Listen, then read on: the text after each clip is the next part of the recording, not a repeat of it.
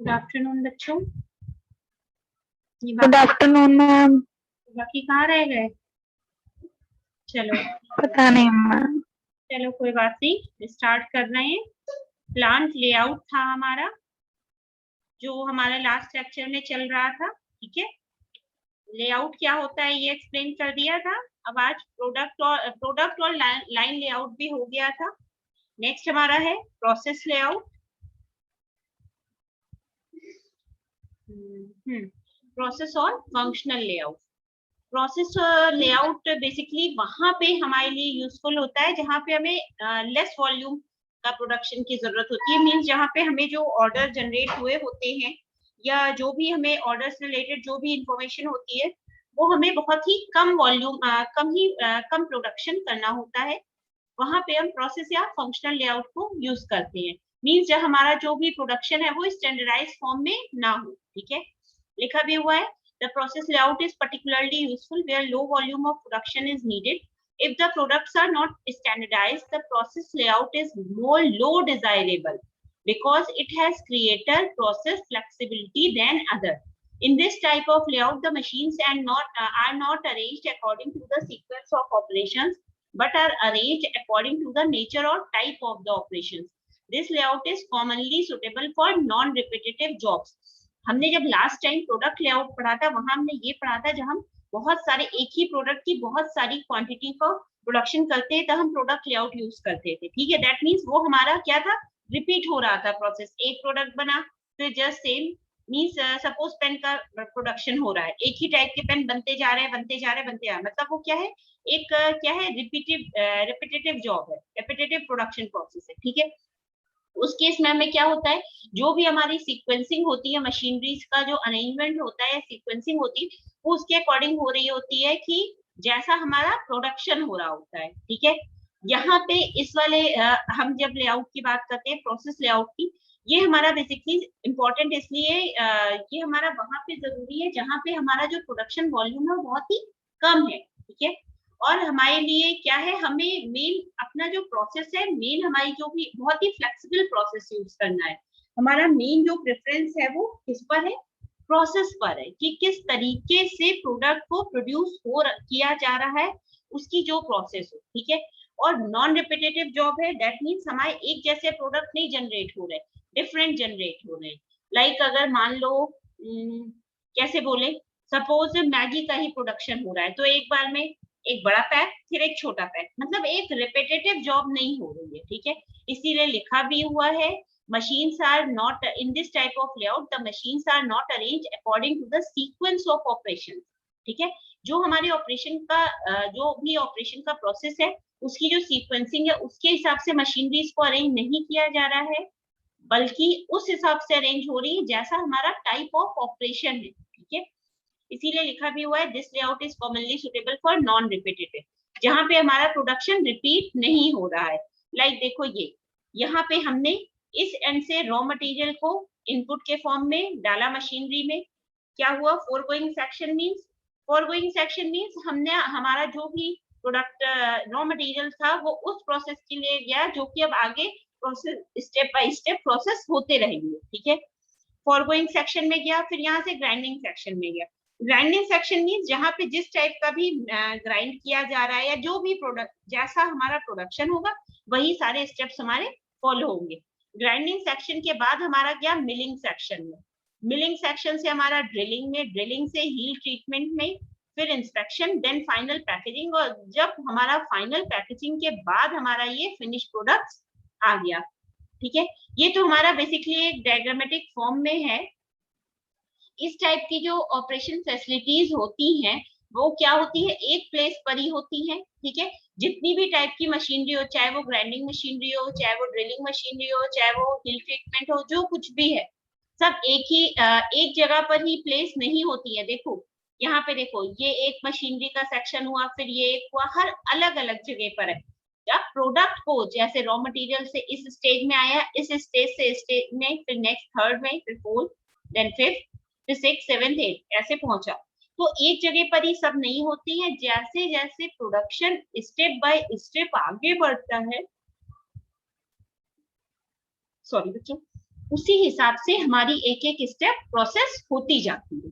ठीक है, लिखा भी हुआ है see figure 8.4 for process layout, therefore the process carried out in that area is according to the machine available in that area. जिस area में मशीनरी जो अवेलेबल है उसी हिसाब से सीक्वेंसिंग होती जाएगी। अभी ऊपर हम लोगों ने पढ़ा था प्रोसेस लेआउट में ही ऊपर जो लाइन लिखी थी वो यही लिखी थी कि हमारी मशीनरी के सीक्वेंस से नहीं होता है, जैसा हमारे ऑपरेशन हमारे प्रोडक्शन में नीडेड होगा उस हिसाब से मशीनरी अरेंज रहती है। ठीक है, अब इसकी क्या क्या एडवांटेजेस हो सकती हैं। एडवांटेजेस फर्स्ट लिखिए, there will be less duplication of machine, thus total investment in equipment purchase will be reduced. हमारी जो मशीनरी का डुप्लीकेशन है वो कम होगा। क्यों? क्योंकि हमारी सारी मशीनरी एक ही जगह पर नहीं, अलग अलग जगह पर है।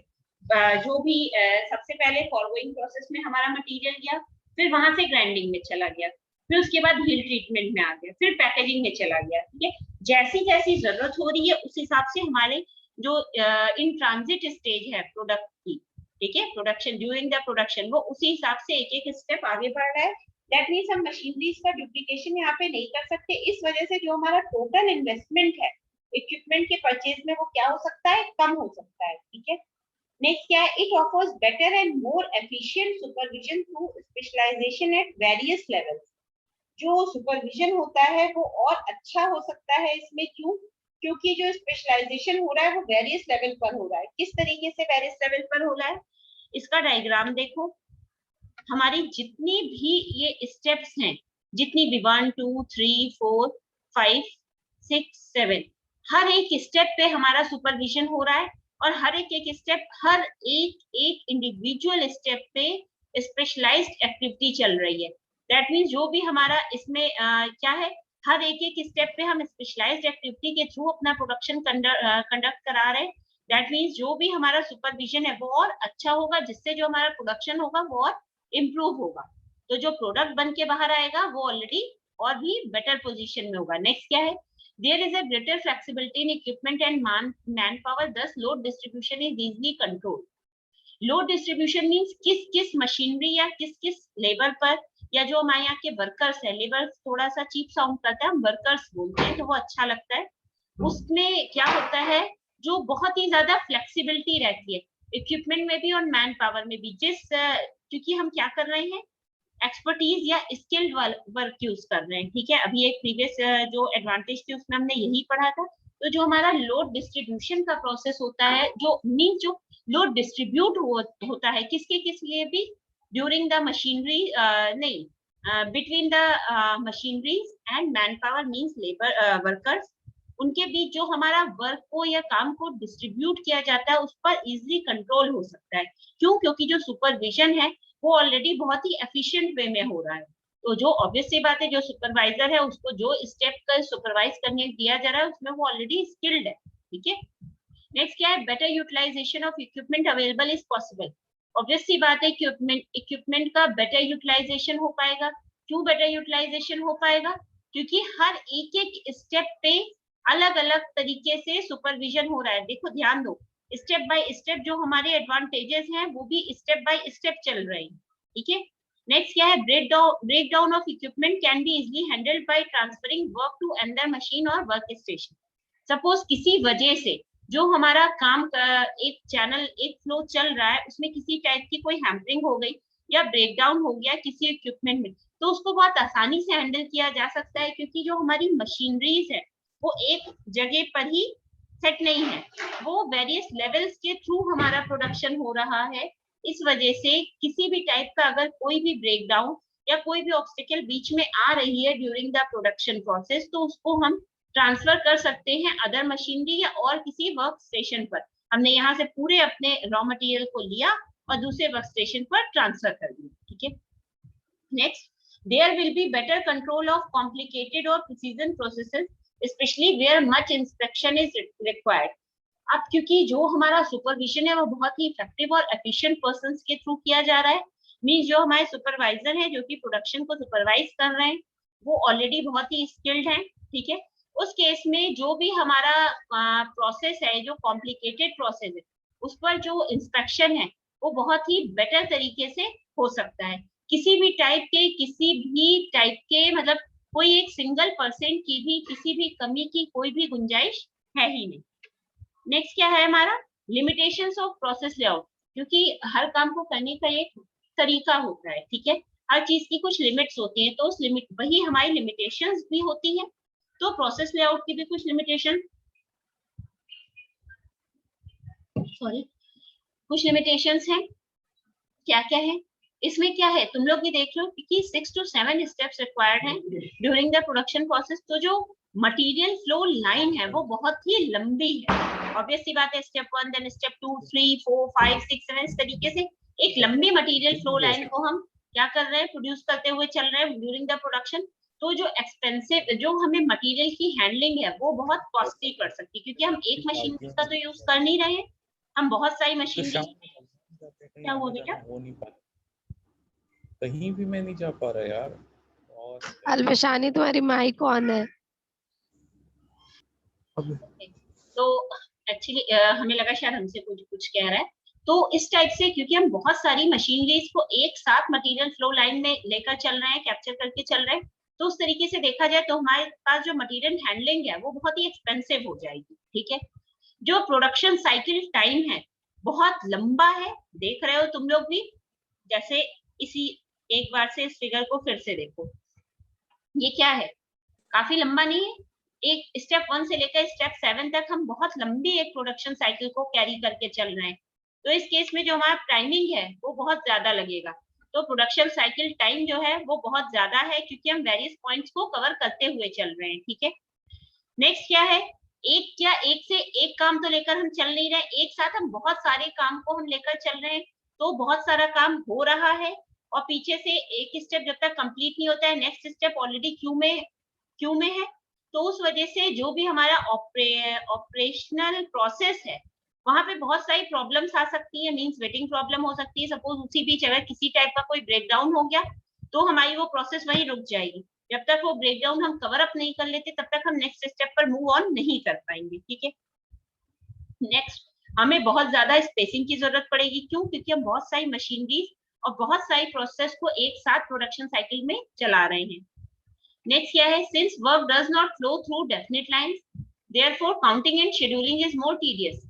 क्या है, जो कि वर्क फ्लो है वो एक प्रॉपर चैनल से नहीं चल रहा है। जैसे अभी ऊपर हमने कहा ना कि हम स्टेप 1 स्टेप 2, सपोज मान लो स्टेप 1 अभी कंप्लीट नहीं हुआ तो हम स्टेप 2 में नहीं चल सकते, तो हम क्या करेंगे, जो ऑलरेडी हमारे पास ट्रांजिट स्टेज में होगा, वर्क इन प्रोग्रेस स्टेज में होगा रॉ मटेरियल, उसको हम डायरेक्ट स्टेप 4 में सेंड कर देंगे।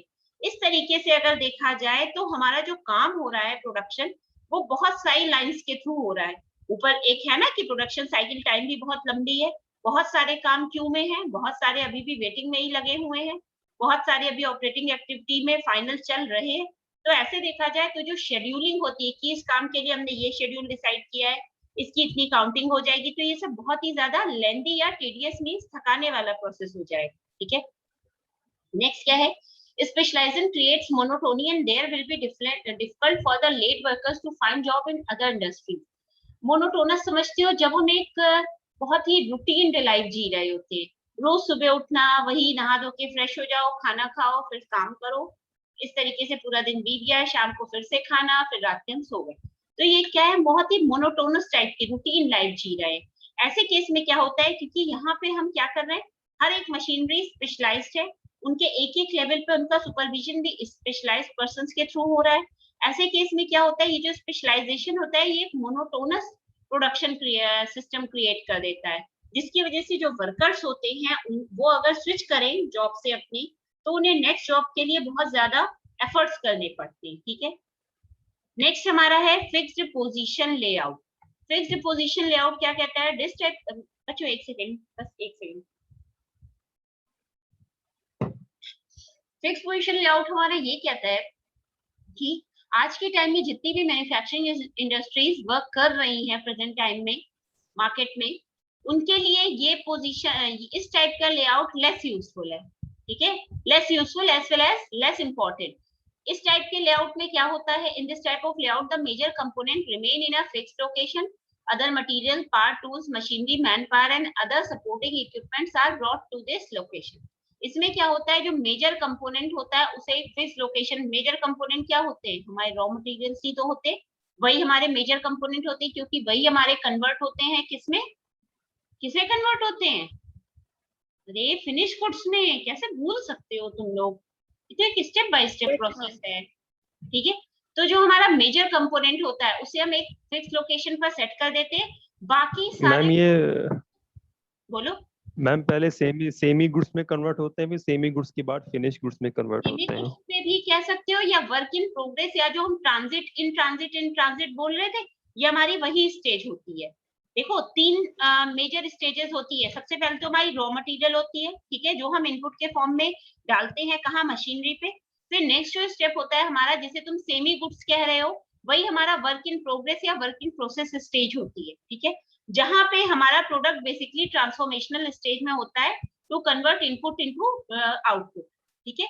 जो तुम सेमी गुड्स कह रहे हो वो भी कह सकते हैं, वर्क इन प्रोग्रेस भी कह सकते हैं, सेम वर्ड है, दोनों वर्ड्स को हम गलत नहीं कह सकते, ठीक है।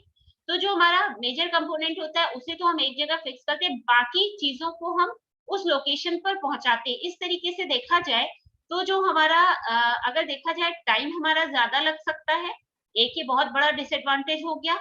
क्यों? क्योंकि हमने जिस तरीके से एक मेजर कंपोनेंट को एक लोकेशन पे फिक्स कर दिया, हम बाकी अदर कंपोनेंट्स को भी फिक्स कर सकते थे। ऑब्वियस सी बात है ना। तो हमें जो एक ये टाइमिंग की हो रहा था, या हम ये कह सकते हैं कि इधर उधर सामान को यहाँ से वहां करने में मटेरियल मूवमेंट तो हमारा कम होगा, लेकिन जो उसमें टाइम लग रहा है वो हमारा मैक्सिमाइज्ड हो जाएगा, ठीक है। नेक्स्ट यहाँ लिखा हुआ है, द मेजर कंपोनेंट और body of the product remain in a fixed position because it is too heavy or too big, and as such it is economical and convenient to bring the necessary tools and equipments to workplace along with the manpower. This type of layout is used in the manufacturing of boilers, hydraulic and steam turbines and ships etc.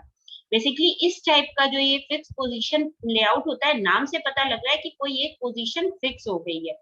That means ऐसा हम तभी कर सकते हैं जब हमें बहुत बड़ी बड़ी किसी चीजों को मैन्युफैक्चर करना हो। तो लास्ट में एग्जांपल दिया भी हुआ है कि ये लेआउट हमारा जनरली बॉयलर्स या हाइड्रोलिक जो स्टेजेस होती है, इक्विपमेंट्स होती हैं, या टर्बाइंस जो होती हैं, या जो शिप्स होती हैं, ये सारे क्या हैं, बहुत बड़ी बड़ी चीजें हैं, ठीक है। इनके लिए हम अपनी मशीनरी को इधर से उधर नहीं कर सकते। इस टाइप के अगर मैन्युफैक्चरर में हम इस टाइप के प्रोडक्ट्स के मैन्युफैक्चरर बनेंगे, उस केस में हमें स्पेस भी जरूरत ज्यादा पड़ेगी, टाइम भी हमारा ज्यादा लगेगा, इवन हमारा कैपिटल जो इन्वेस्टमेंट है, भाई हम बड़ी चीजों का प्रोडक्शन कर रहे हैं तो वो भी हमारा ज्यादा ही रहेगा। हाँ, हम उसे मिनिमाइज कर सकते हैं, ठीक है, कि हम क्या कर सकते हैं, उसी चीजों को छोटे लेवल पे बनाए। मीन्स हम जो पार्ट्स होते हैं वो हम सिर्फ प्रोड्यूस करें, फाइनल प्रोडक्ट को हम ना ध्यान दें, ठीक है। तो इस तरीके से हम उसको कम तो कर सकते हैं, बट फिलहाल के टाइम पे अगर हम बात करें तो ये टफ टास्क है, ठीक है। अब एडवांटेजेस क्या क्या हो रही हैं, material movement is reduced, obvious सी बात है, तुम सिर्फ सेलेक्टेड चीजों को लेकर ही एक जगह पे रख के बाकी चीजों को ही लेकर जा रहे हो, तो जो तुम्हारा मटेरियल का मूवमेंट प्रोसेस है वो बहुत ज्यादा कम हो जाएगा, वो तुम्हारे लिए काफी चीप हो जाएगा। क्यों? क्योंकि तुम्हारा एक्स्ट्रा पैसा मटेरियल मूवमेंट में नहीं लग रहा है। कैपिटल इन्वेस्टमेंट मिनिमाइज इस तरीके से हो गया, कैसे हो गया, कोई आइडिया है? जो आपने कैपिटल इन्वेस्ट की वो मिनिमाइज कैसे हो गया, जबकि हम इतना बड़े बड़े हम सामान प्रोड्यूस कर रहे हैं? बोलो, कोई तो आइडिया होगा, बोलो बच्चों। ऐसा कैपिटल इन्वेस्टमेंट इज मिनिमाइज्ड किस बेसिस पर हो सकता है, बताओ।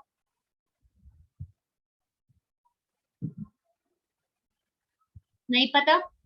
देखो मैम रिसोर्सेज को जब मैम जो रिसोर्सेज हैं उनको हम अच्छे से यूटिलाइज करेंगे तभी जाके हो पाएगा। हाँ, ये तो सही बात है तुम्हारी, लेकिन हमारा कैपिटल इन्वेस्टमेंट कैसे इसमें कम हो सकता है, जबकि हम बॉयलर्स बना रहे हैं, शिप्स बना रहे हैं, स्टीम टरबाइन्स बना रहे हैं, मतलब इतने हैवी अप्लायंसेस बना रहे हैं। तो ये सब तो इतने बड़े अप्लायंसेस अगर बन रहे हैं तो ऐसे केस में हमारा कैपिटल तो ज्यादा इन्वेस्ट होगा ही ना। कैपिटल इन्वेस्टमेंट हमारा, यस मैम ज्यादा इन्वेस्ट होगा। हाँ, हम बताते हैं। कैपिटल इन्वेस्टमेंट हमारा इस तरीके से मिनिमाइज हो रहा है क्योंकि देखो, अब जब इतनी बड़ी चीजें बन रही है तो इनका जो रॉ मटेरियल होगा वो कोई छोटा मोटा तो होगा नहीं, ठीक है। उसके भी स्टोरेज के लिए तुम्हें एक बड़ी स्पेस चाहिए, तभी तो ये कहा गया हम रेस्ट चीजों को, इसमें जो सामान थे, लाइक ये देखो, Major component remain in a fixed location. Other material like parts, tools, machineries, manpower and other supporting equipments are brought to this equation. हमने क्या किया, जो मेजर कंपोनेंट था उसको एक ही जगह पर फिक्स कर दिया, बाकी जितने अदर कंपोनेंट्स थे जो कि इंपॉर्टेंट थे, लाइक पार्ट्स जो थे, टूल्स जो थे मशीनरी के, या जो हमारे वर्कर्स थे, हम उनको उस जगह पर लेकर जाते। तो हमारी क्या हुआ, जो बड़े बड़े जो मेजर कंपोनेंट थे, भाई अब तुम सोचो कोई बॉयलर बनना है, बॉयलर क्या होता है, बहुत उसकी हाइट ही करीब 30 to 40 फीट होती है, ठीक है। हाइड्रोलिक जितने भी इक्विपमेंट्स होते हैं वो बहुत भारी होते हैं, मतलब उनका वजन ही करीब 100 kg के अप्रॉक्स होता है, ठीक है। तो जब कोई चीज इतनी भारी होगी तो ऑब्वियसली जो उसमें रॉ मटेरियल यूज हो रहा होगा वो भी बहुत हैवी क्वांटिटी का होगा। ऐसे केस में हम उस रॉ मटेरियल को इधर से उधर ले जाने से बेहतर है जो हल्के फुल्के वेट की, मतलब जिनका वेट नॉमिनल है, उन सब चीजों को हम इधर से उधर मूव कराएं। ऐसे केस में जो हमारी कॉस्टिंग होगी वो हमारी काफी कम हो जाएगी, क्योंकि हम जो चीप चीजें हैं जो हमें रिसोर्सेज वाइज सस्ती पड़ रही है, हम उन चीजों को एक जगह से दूसरी जगह पर ले जा रहे हैं, इन स्पाइट ऑफ दैट कि हम जो हैवी चीजें हैं उनको हम इधर से उधर ले जाएं। इस तरीके से जो हमारा कैपिटल इन्वेस्टमेंट है वो कम हो जाएगा। भाई ऑब्वियस सी बात है, हमारा जो फ्रेट चार्जेस हुआ वो कम हुआ, जो हमें बड़ी बड़ी चीजों हमें इधर से उधर ले जाने के लिए ज्यादा किस पे, कन्वेंस पे ही ऐसा कह सकते हैं कि हमें अपने प्लांट सेटअप तक ले जाना पड़ता, तो वहां हमारा ज्यादा पैसा खर्च होता या फंस सकता था, या हमारा इन्वेस्टमेंट को बीच में एक तरीके से समझो कि क्या कह सकते, ब्लॉक ही तो कहलाएगा। जब तक वो चीजें मार्केट में जाएंगी नहीं सेल के लिए, तब तक हमारा वो इन्वेस्टमेंट का कोई प्रॉफिट नहीं है, ठीक है।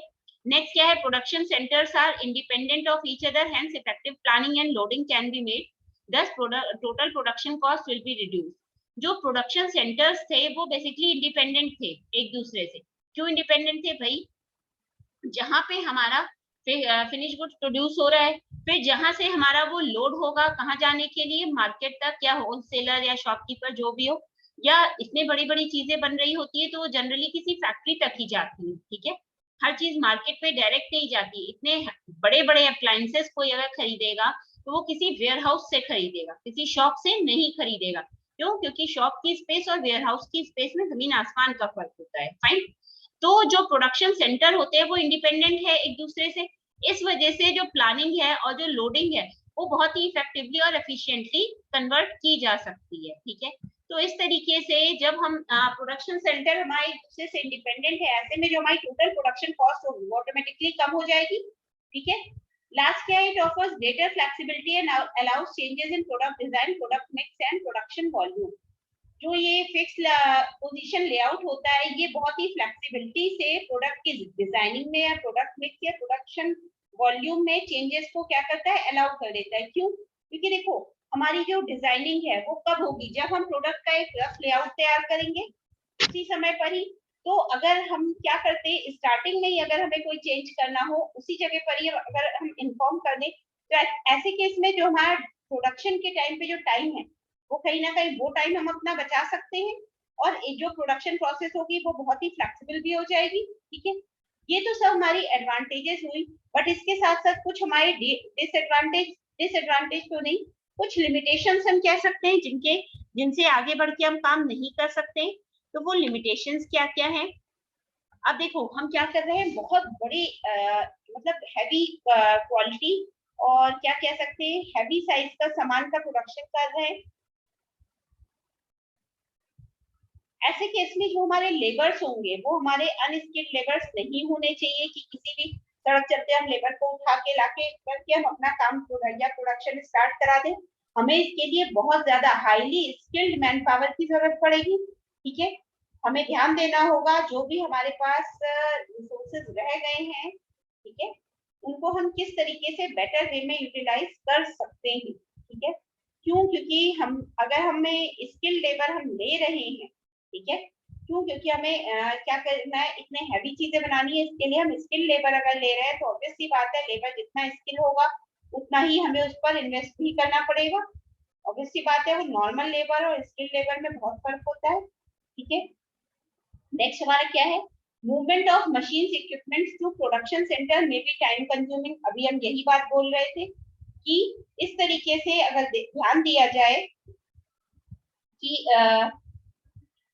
कैसे कहें, जैसे इसमें क्या है, जो एक मेजर कंपोनेंट है उसको एक जगह पर रख के चीजों को, बाकी चीजों को वहां पहुंचाया जा रहा है। हमने पहले ही कहा था इस तरीके से हमारे में टाइम ज्यादा हमारा कंजम्पशन होगा ड्यूरिंग प्रोडक्शन। ऐसे केस में जब टाइम कंज्यूम ज्यादा होगा हमारी कॉस्टिंग भी कहीं ना कहीं इंक्रीज ही हो जाएगी।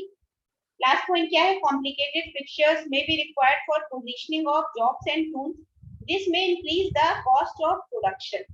इसमें क्या लिखा हुआ है कि कॉम्प्लिकेटेड फिक्चर्स, हमने क्या किया, एक मेजर कंपोनेंट को एक जगह फिक्स कर दिया, बाकी सब चीजों को वहां पहुंचाया।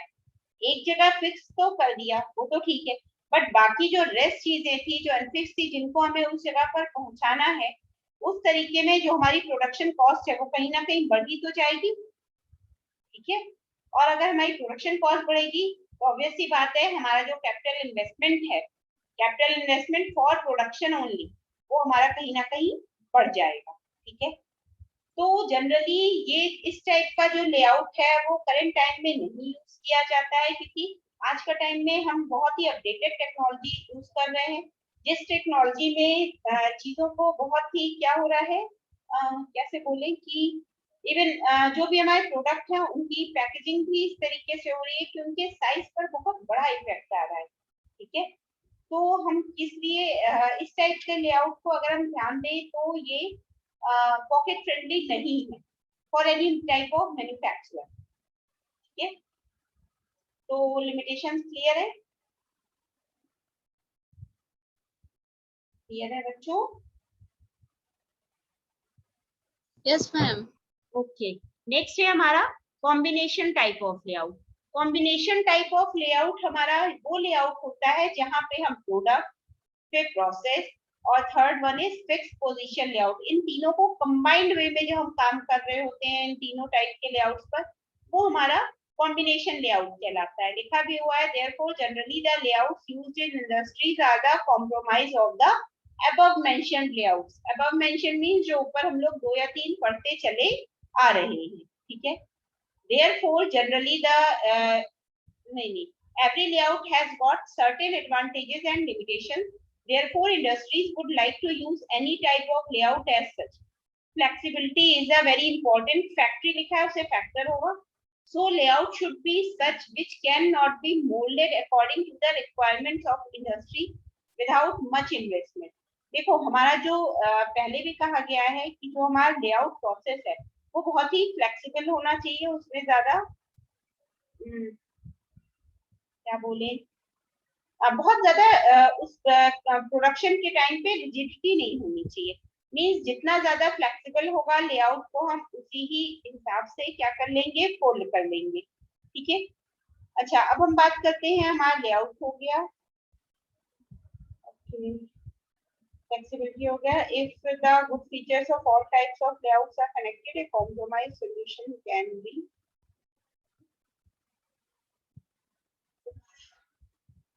तो ये तो था हमारा combine type of layout. Okay, ये हमारा इतना ही था, ये हमारे 4 टाइप के लेआउट थे। ठीक है, अच्छा लेआउट्स क्लियर है, कोई प्रॉब्लम तो नहीं है? लेआउट्स क्लियर है बच्चों?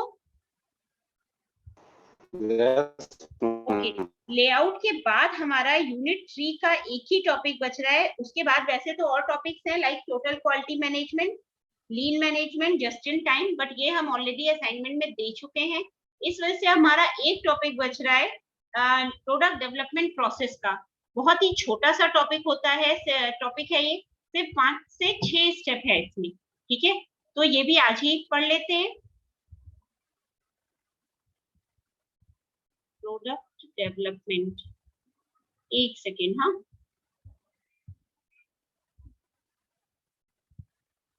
सबसे पहले तो कोई आइडिया है कि ये प्रोडक्ट डेवलपमेंट प्रोसेस क्या होती है?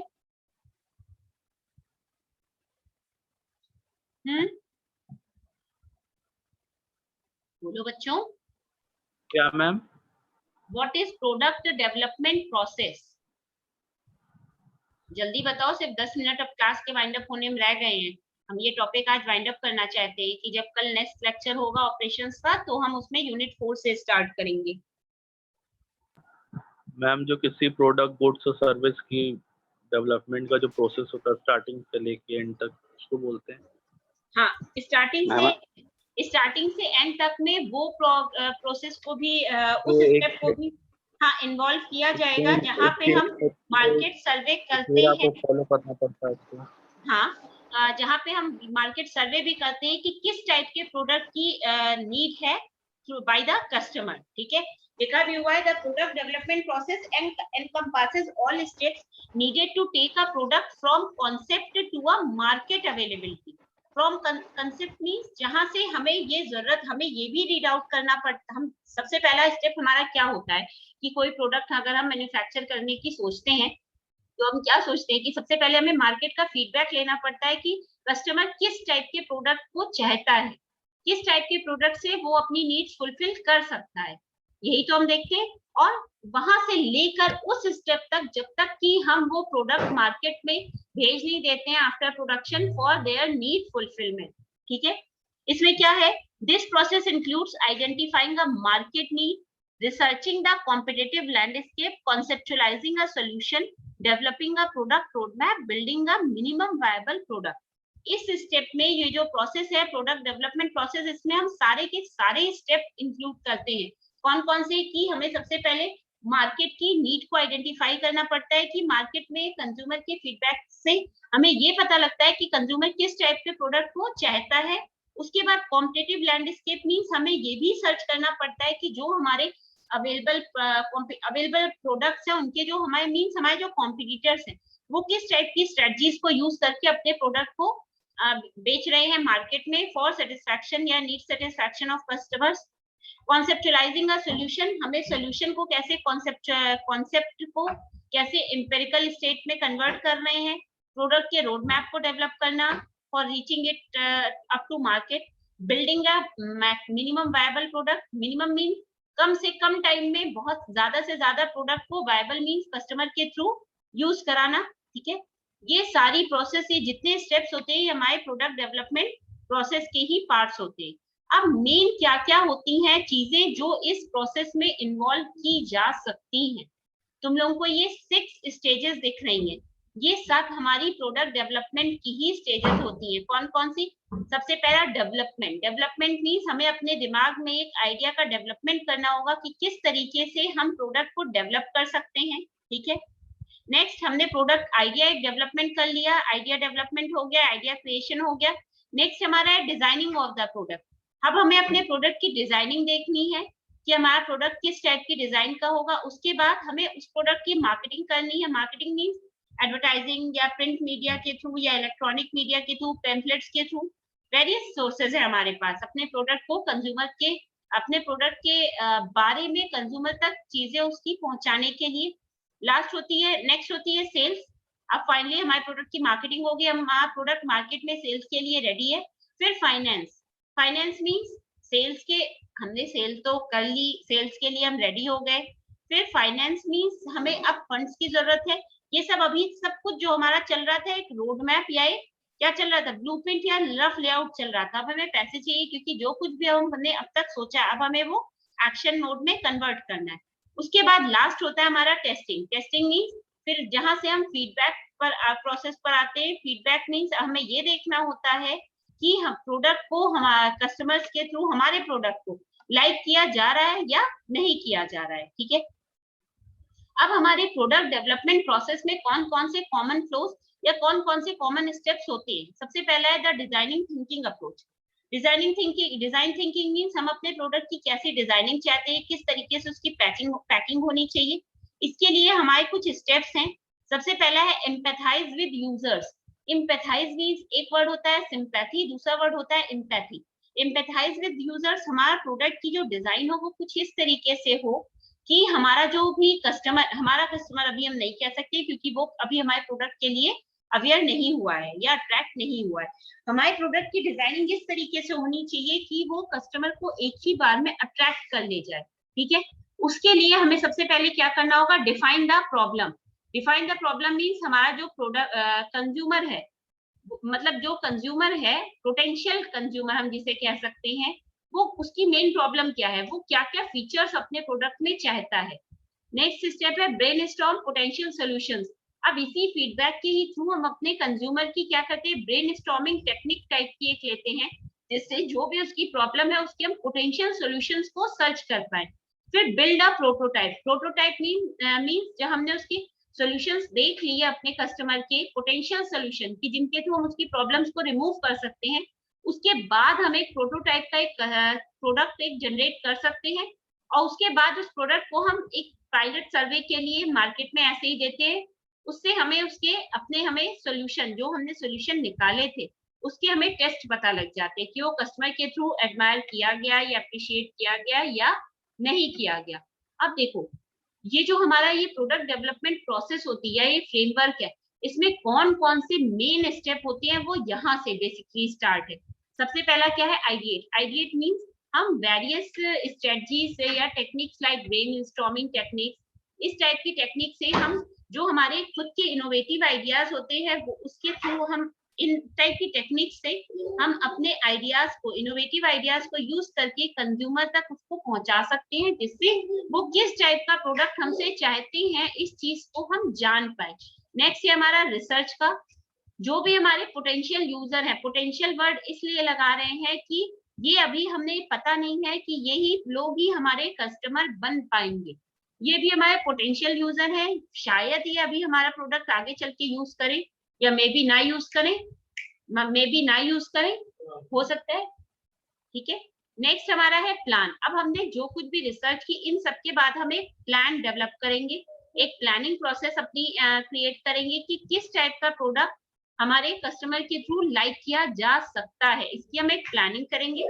उस प्लानिंग के बाद हम एक प्रोटोटाइप प्रोडक्ट एक जनरेट करेंगे। प्रोटोटाइप प्रोडक्ट जो हम जनरेट करेंगे उसके लिए हमें क्या क्या सोर्सेस चाहिए, कौन कौन से हमारे वेंडर्स होंगे जहां से हम अपना रॉ मटेरियल ले सकते हैं, या वो वेंडर्स जो हमारे फिनिश प्रोडक्ट्स को मार्केट तक पहुंचाएंगे, ठीक है। इस सोर्स के बाद अब हम ध्यान देते हैं कॉस्टिंग पर। जब हमने ऊपर ये जितने अबव 5 मेंशन्ड स्टेप्स थे, इन पर जब हमने ध्यान दिया, तो इन सारे स्टेप्स को करने के लिए हमें क्या है, कुछ हमें कॉस्ट पे करनी पड़ेगी। ये सारी कॉस्टिंग जो होगी ये ड्यूरिंग मैन्युफैक्चरिंग प्रोसेस ही होगी, ठीक है। तो ये सारा काम हमारा, ये बेसिकली एक फ्रेमवर्क टाइप का होता है फॉर प्रोडक्ट डेवलपमेंट प्रोसेस, ठीक है। नेक्स्ट हमारा है what are the best practices for your product development process. Product development process को और अच्छे से आइडेंटिफाई करने के लिए और अच्छे से रिकॉग्नाइज करने के लिए हमारे क्या क्या बोले यूजफुल स्टेप्स हो सकते हैं, वो है सबसे पहले क्या है, start with your users needs and frustrations in mind. Customer के दिमाग में शायद बहुत फास्ट हो रहा है, ऐसा करते हैं आज यही वाइंड अप करते हैं, कल वापस से एक बार ये चीज फिर से रिपीट करेंगे, ठीक है। अभी है थोड़ा बहुत बाकी है, ओके मैम। हाँ Thank you, ma'am. Okay, time भी ऑलमोस्ट वाइंड अप हो रहा है, खत्म हो रहा है ना, इस वजह से, ठीक है। ओके बच्चों, ओके, थैंक यू।